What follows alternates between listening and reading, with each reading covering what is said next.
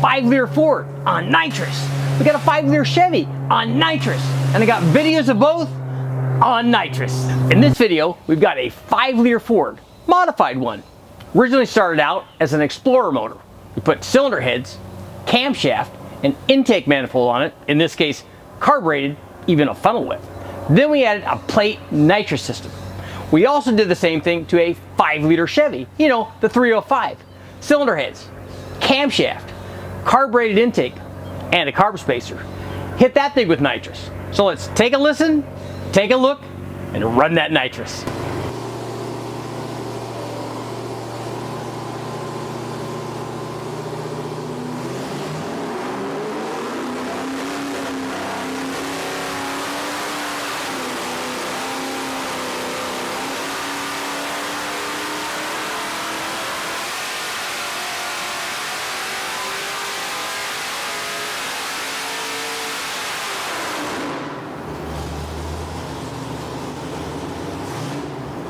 Okay guys, right off the bat, let me know in the comments how exciting was it to actually get to hear the motors run. I know I was able to find that video stuff and listening to these guys run. You can hear the nitrous engage and all that stuff. That's what's so cool about running these things on the dyno, especially the nitrous. I like hearing the nitrous hit. It's like going into VTEC with these V8s and then watching the fire cone come out the exhaust, because nitrous is awesome.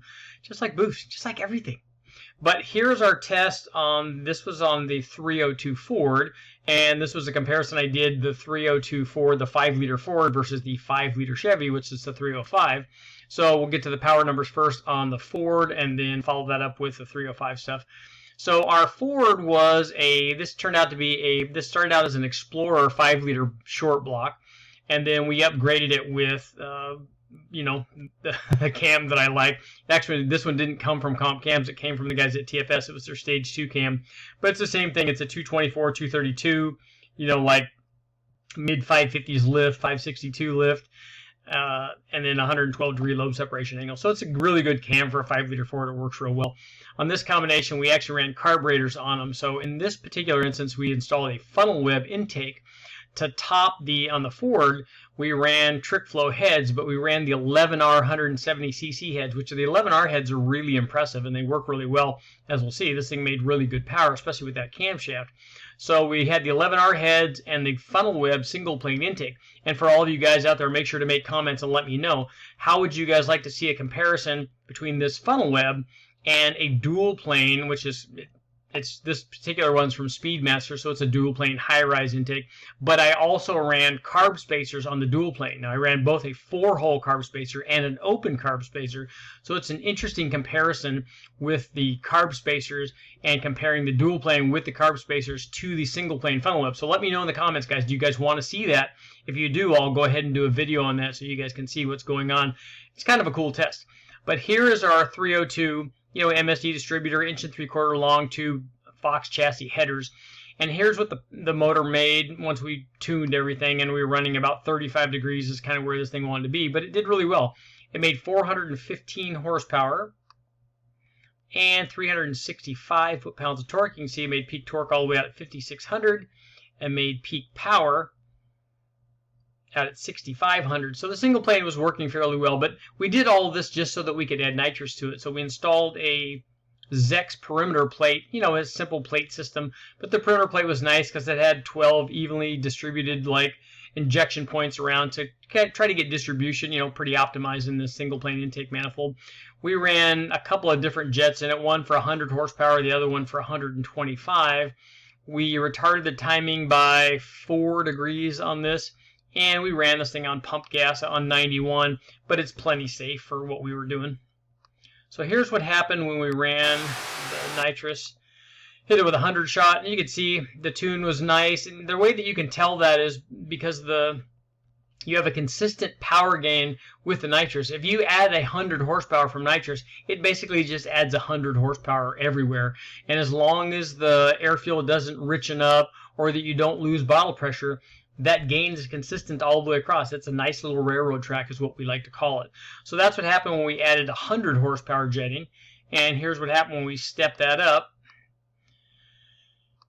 Added even more nitrous, and you can keep doing that. You know, we can add 150 shot or, you know, 175 or 200 shot. I don't know how crazy you'd want to go. A 200 shot would be a lot on a 400 horsepower motor, but you certainly could do it, and we've run that much, and it works fairly well. But here's what happened. It was a nice combination. I really like those 11R heads, and you know I like that camshaft, and they work well with nitrous. It was a nitrous cam, and it's also a blower cam, and also a turbo cam, and also an NA cam, so it works really well. But now that we've checked out the Ford, let's listen to the Chevy, because I've got that video too, and find out how it did.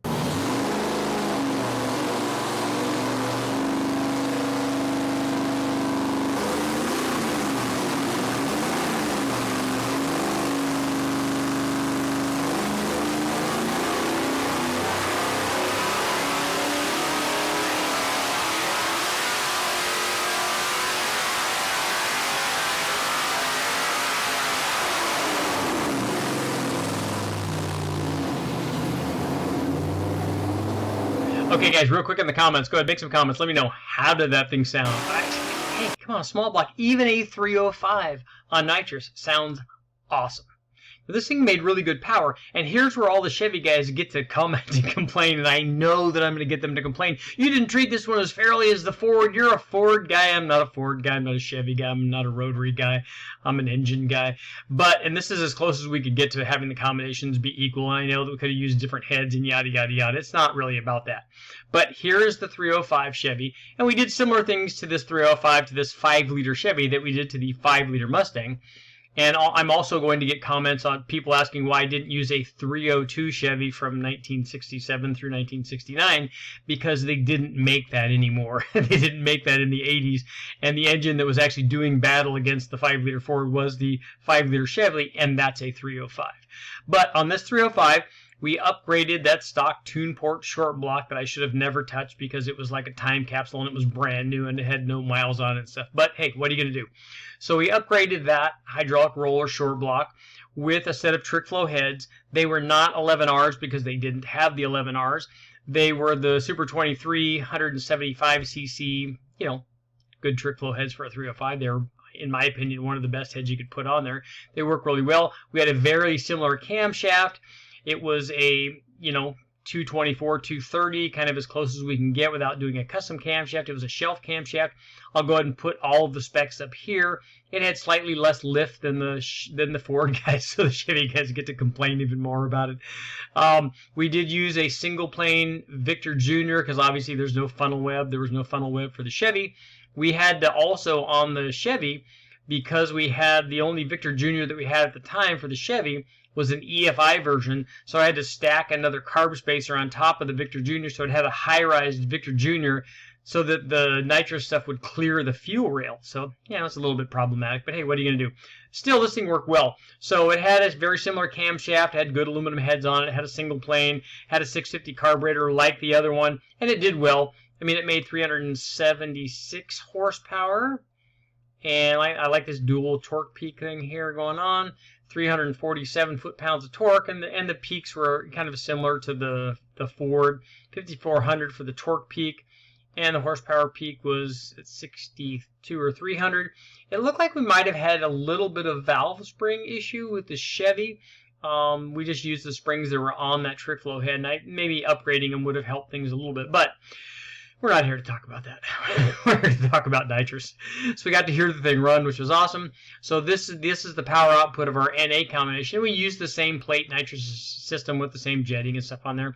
We only ran 100 shot on the Chevy. So here's what happened when we ran 100 shot, kind of typical deal. It made over 500 horsepower like the actually I think I take that back. I think this is a 125 shot, because it was actually, the jetting was still in there from the Ford test. But we this thing made over 500 horsepower, which is a nice combination, especially for a 305. So this thing went from 375 up over 500, right at the 125 horsepower mark.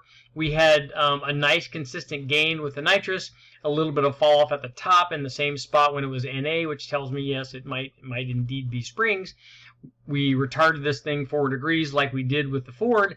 And the whole thing here is not so much a Ford versus Chevy thing. I know that we said that in the title just to get everybody to watch, but that's part of the deal. This is actually just to show you nitrous does what it's supposed to. regardless of the combination. If you add this to the little 6-cylinder, the 292, other guy's 6-cylinder, which I'm going to do, maybe not this much power, but when we add that to something like that, it does what it's supposed to do. If you add this much nitrous, it adds this much power. It does it to the Chevy, it did this to the Ford, it does it to everything else that we've added it to, and that's the great thing about nitrous.